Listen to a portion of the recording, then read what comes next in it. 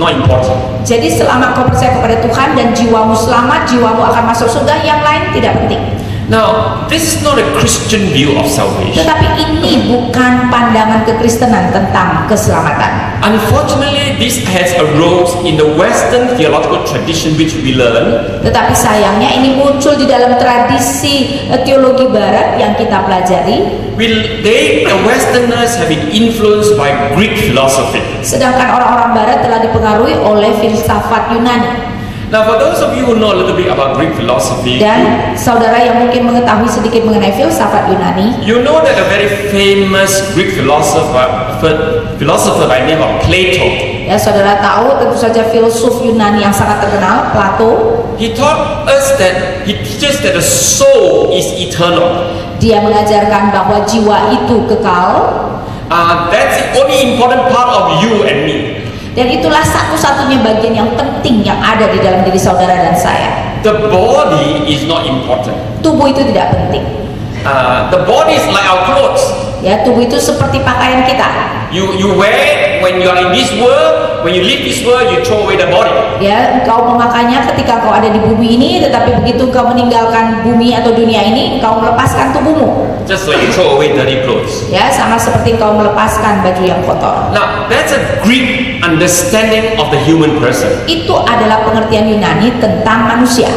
Unfortunately, many times Christians think like that also. Tetapi sayangnya sering sekali orang Kristen juga berpikir seperti demikian. And we think that all that God is interested is saving the soul. Dan kita berpikir bahwa yang penting bagi Tuhan hanyalah menyelamatkan jiwa kita. Now, you're going to have to do some extra reading on it, and there are a lot of books written now on this. Ya, saudara perlu membaca banyak buku yang sudah sebenarnya dituliskan mengenai ini. But as I said, that's a Greek understanding of the person. Tetapi seperti saya katakan, itu adalah pengertian bangsa Yunani mengenai manusia. But that's not a biblical view of the human person. Tetapi itu bukan pandangan Alkitab mengenai manusia. The biblical view of the human person is that you are made as a whole person. Karena pandangan Alkitab tentang manusia adalah kita diciptakan sebagai manusia dalam keseluruhan, keutuhannya. There's a spiritual aspect. Ada aspek rohani. There's the intellectual, emotional aspect. Ada aspek intelektual, aspek emosi. There's the physical aspect. Ada aspek fisik. There's the emotional and social aspect. Dan kemudian ada aspek emosi, ada aspek sosial. You are one person. Saudara adalah satu pribadi. And when God wants to save you, He saves the whole person. Dan ketika Allah menyelamatkan saudara, Allah menyelamatkan keseluruhan saudara. And if you look at the Bible carefully, that's what it teaches. Dan kalau saudara membaca Alkitab dengan teliti, itulah yang diajarkan Alkitab. We don't have time to discuss all this morning. Ya, kita tidak punya waktu untuk mendetilkan semuanya ini. But I just give you one simple proof of what I'm saying. Tetapi saya akan memberikan satu bukti yang sederhana dari apa yang saya katakan. Let me ask you, did Jesus live as a human being? Saya mau bertanya, apakah Yesus pergi sebagai manusia? Did he have a true human body? Apakah dia mempunyai tubuh yang sejati? Yes Tubuh or no? manusia yang sejati? Yes or no? Ya atau tidak? He had a true human body, right? Ya, dia memiliki tubuh manusia yang sejati. And on the cross, he died. The whole person died. Dan ketika di kayu salib dia mati, keseluruhan pribadi mati. When he was resurrected, only his soul that was resurrected? Ketika Or dia was the whole bangkit, person resurrected? apakah hanya jiwanya yang bangkit atau seluruh pribadinya bangkit, seluruh manusianya bangkit, seluruh pribadinya ya? It's the whole person that was resurrected, isn't it? Ya, seluruh pribadinya yang bangkit. And you read 1 Corinthians chapter 15, it tells us that when we finally meet with Christ, our whole person will be resurrected exactly like Jesus. Dan kita baca di dalam 1 Korintus 15, ketika kita pada akhirnya berjumpa dengan Kristus adalah seluruh pribadi kita yang dibangkitkan. And that tells you that the doctrine of salvation in the Bible is not just about saving your soul. Dan itu mengatakan kepada kita mengenai doktrin keselamatan di dalam Alkitab tidak hanya berbicara menyelamatkan jiwa kita saja. Rather, the Bible has got a holistic understanding of salvation. Tetapi Alkitab mempunyai pengertian yang holistik mengenai keselamatan. God wants you and I to repent and know forgiveness for sin. Ya, Allah mau supaya kita bertobat dan mengerti pengampunan dosa. Yes, our sins are forgiven, and spiritually we are on our way to heaven. Ya, dosa kita diampuni dan secara rohani kita sekarang sedang menuju ke surga. But God wants to transform all our life. Tetapi Allah ingin mentransformasi keseluruhan hidup kita. He wants to bless it more richly. Dia ingin memberkatinya dengan lebih limpah lagi. He wants to heal our broken individual selves. Dia mau untuk mengobati kerusakan diri kita secara individu. That's why some of you are studying counseling, because when you minister counseling, talk to people, pray for people, you bring healing to their body, spirit, to their emotions. Ya, karena itu saudara ada yang mungkin belajar tentang counseling, karena ketika saudara mengcounseling seseorang, saudara menyembuhkan ya orang tersebut, misalnya juga secara emosi. God wants to take away oppression, whether social, political, or economic. Allah juga ingin mengambil penindasan itu, menghilangkan penindasan itu, apakah secara ekonomi ataupun sosial politik. That's why God is sending Moses to take the people out of slavery to a promised land. Karena itu kenapa Allah mengirim Musa untuk membawa umatnya keluar dari perbudakan untuk masuk ke dalam tanah perjanjian. God wants us to take care of the environment, the world He's created. Ya, Allah ingin supaya kita kemudian memelihara lingkungan dari dunia yang telah Dia ciptakan ini. That's why when you go out to work and you are dealing with the forest, you don't go and cut down all the trees of Kalimantan or Sumatra. Ya, karena itu kalau saudara bisa bekerja di hutan, saudara tidak kemudian menebang semua pohon yang ada di Kalimantan maupun Sumatera. Because God wants you to take care of the beautiful world He's created for you. Karena Allah ingin kita memelihara dunia yang begitu indah yang Dia ciptakan untuk kita. Salvation is a holistic idea. Ya, keselamatan itu adalah ide yang holistik, ide yang utuh, keseluruhan. And God is not just interested in saving us spiritually. He wants to make our life a more godly, a more beautiful one. Ya, dan Allah tidak hanya tertarik untuk menyelamatkan kita secara rohani, tetapi Dia mau membuat keseluruhan hidup kita menjadi hidup yang lebih indah. Let me take you a little bit back and help you to understand where the church sometimes have got it wrong. Ya, dan saya mau melihat di dalam sejarah di mana kadang-kadang gereja salah di dalam mengerti hal ini. About 100 years ago, in the Western church, there was a big theological debate. Kira-kira 100 tahun yang lalu di dalam gereja barat ada perdebatan yang besar. There were many who became what we now call liberals. That means they say they are Christians, but they didn't take the authority of the Bible seriously. Ya, dan banyak orang menyebut diri mereka liberal, yaitu mereka yang mengatakan diri mereka Kristen, tetapi mereka tidak menganggap serius otoritas dari Alkitab. They say, don't talk about Jesus dying on the cross for us. Dan mereka berkata, jangan berbicara tentang Yesus mati di kayu salib untuk kita. It's so old-fashioned, it's so bloody. Ya, itu adalah sesuatu yang kuno dan itu penuh dengan darah. We don't want to believe those crude ideas. Ya, kita tidak mau lagi percaya dengan hal-hal yang kasar tersebut. Jesus just came to show us how much God loves us. Ya, Yesus hanya datang untuk menunjukkan betapa besar Allah mengasihi kita. He died on the cross to show He loves us so much that He's even prepared to die for us. Ya, dan kematian di kayu salib adalah untuk menunjukkan Dia begitu mengasihi kita sampai Dia bersedia mati bagi kita. So all we need to do is go and tell people how much God loves them. Karena itu yang perlu kita lakukan adalah memberitahukan kepada orang lain betapa Allah mengasihi kita.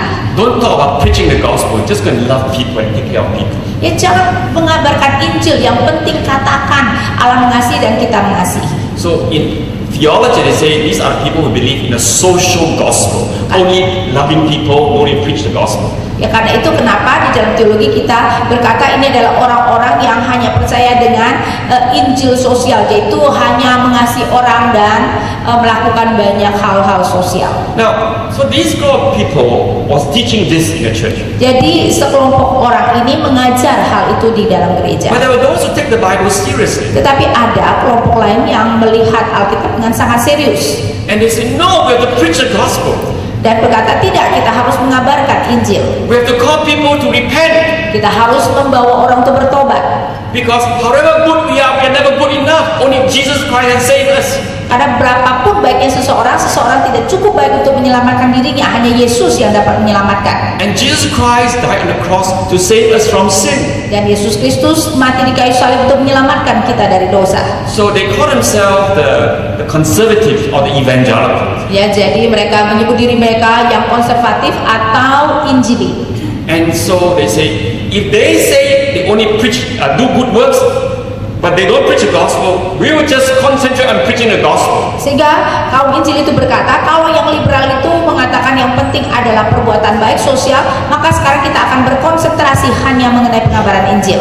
So the church got split into two parts. Karena itu gereja kemudian terbagi menjadi dua bagian. One part just say we practice the social gospel. Satu bagian mengatakan kita akan mempraktekkan Injil sosial. The other part just say we preach the gospel and tell people about spiritual salvation. Dan satu bagian lagi mengatakan kita akan mengabarkan Injil dan kita akan mengabarkan tentang keselamatan bagi orang.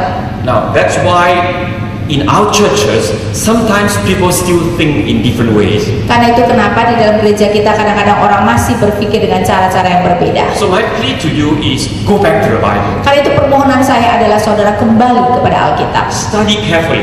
Pelajari dengan seksama. And remember that both the preaching the gospel and caring for the needs of men and women are both part and parcel of the gospel. Karena itu kita harus ingat bahwa mengabarkan Injil tetapi juga memperhatikan kebutuhan fisik dari manusia itu adalah bagian dari Injil yang tidak terpisahkan. In 1974 there was a big international congress called the Congress of World Evangelization. Pada tahun 1974 ada kongres yang disebut Congress of World Evangelization. And it was led by two famous church leaders, Billy Graham and Dr. John Stott. Ya, dan dipimpin oleh dua tokoh yang sangat terkenal, yaitu Billy Graham dan John Stott. And finally it came out with a very clear statement. Dan kemudian muncul suatu pernyataan yang sangat jelas. And that statement, it says this. Ya, dan apa yang dikatakan itu adalah ya, ya, Lausanne Covenant, ya. Lausanne Covenant, yes sir. Di mana dikatakan di halaman 36, walaupun perdamaian dengan manusia itu bukan perdamaian dengan Allah, dan juga tindakan sosial itu bukan penginjilan, begitupun juga pembebasan politik itu bukan keselamatan, tetapi kita menegaskan bahwa penginjilan dan keterlibatan sosial politik adalah dua-duanya merupakan bagian dari tugas Kristen kita. Karena kedua-duanya merupakan ekspresi yang penting tentang doktrin kita mengenai Allah dan manusia, kasih kita untuk sesama, dan ketaatan kita kepada Yesus Kristus. Dan itu adalah paragraf dari tanggung jawab sosial Kristen. I would like you to go back and study this carefully. Dan saya mau saudara kemudian memperhatikan dan mempelajarinya dengan seksama. I think if you go on the website, you might be able to get the Indonesian version of it when you look at London Lausanne. Ya, jadi saya rasa kalau saudara pergi ke web dan mencari di bawah Lausanne gitu, dan saudara mungkin bisa menemukan bahasa Indonesianya. But the point of this statement is to say that we must preach the gospel. Tetapi poinnya adalah kita harus mengabarkan Injil.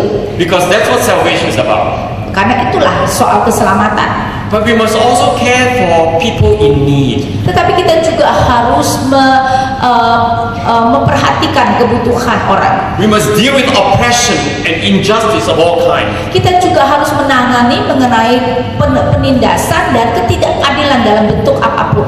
Both these aspects, the preaching aspect and the social concerns aspect, are part and parcel of the gospel. Ya, sehingga kedua aspek ini, ya, aspek Injilnya yang dikhotbahkan dan aspek sosialnya itu adalah bagian yang tidak terpisahkan dari Injil. Just like in Exodus 3, the people of Israel belongs to God. They already know God. Ya, seperti juga di dalam Keluaran 3, umat Israel adalah milik Allah. Mereka telah mengenal Allah. But God did not say, oh, you know me, you're saved, that's all you need. Dan Allah tidak berkata, kau telah mengenal aku, kau sudah selamat, itu saja cukup. But God sent Moses to set them free. Tetapi Allah mengirim Musa untuk melepaskan mereka. We are now referring to this as understanding mission in a holistic manner. Karena itu kita sekarang melihat kita harus mengerti misi di dalam cara yang holistik. And how do you understand holistic mission? Dan bagaimana kita mengerti misi yang holistik? Holistic mission means that we have to preach the gospel.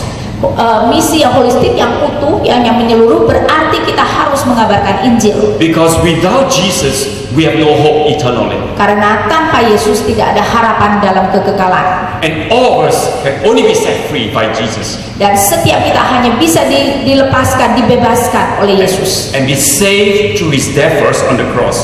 Dan kita diselamatkan melalui kematian Yesus di kayu salib. But holistic mission means also that we must reach out to all human life in whatever needs they may have. Tetapi misi holistik berarti kita juga harus sebenarnya menggapai di dalam seluruh aspek manusia, aspek apapun yang dibutuhkan. Whether it's social or political, apakah itu aspek sosial politik, whether it's poverty or they're sick, apakah itu kemiskinan atau mereka sakit.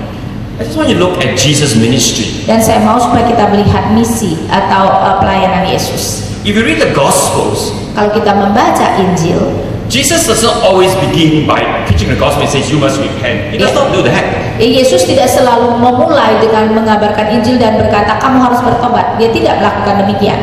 What does He do instead? Apa yang dilakukannya? He meets everybody at their point of need. Yesus menjumpai setiap orang di dalam titik kebutuhan mereka. Some people are sick, they come to Jesus. Ya, ada orang yang sakit, mereka datang kepada Yesus. Some people are demon possessed, they come to Jesus. Ada orang yang kerasukan, mereka datang kepada Yesus. Some people are sinners, like the woman that had 5 husbands. Ya, ada orang yang adalah pendosa seperti wanita yang mempunyai 5 suami itu. Or like Zacchaeus, he was a big corrupt government official. Ya, atau Zakheus yang adalah seorang pejabat yang korupsi. He meets some people are hungry when they come to Jesus. Ya, ada orang-orang yang lapar ketika mereka bertemu dengan Yesus. Jesus meets everyone. Yesus bertemu dengan setiap orang. He looks at their immediate need. Ya, dia melihat kepada kebutuhan mereka yang dibutuhkan pada saat itu. He meets them at their point of need. Dan Yesus berjumpa dengan mereka di dalam titik-titik kebutuhan mereka. But He does not stop there. Tetapi dia tidak berhenti di sana. He brings them back to their deepest need. Dan dia kemudian membawa mereka ke dalam kebutuhan mereka yang terdalam. And their deepest need is to know God. Dan kebutuhan mereka yang terdalam adalah untuk mengenal Allah. That's how we have to do mission. Dan itulah bagaimana seharusnya kita melakukan misi. You go to poor people and says you believe in Jesus Christ, then we can help you. Ya, kita sering datang pada orang miskin dan berkatakan, ayo kamu percaya kepada Yesus dan kemudian kami akan bantu. That tak boleh jadi.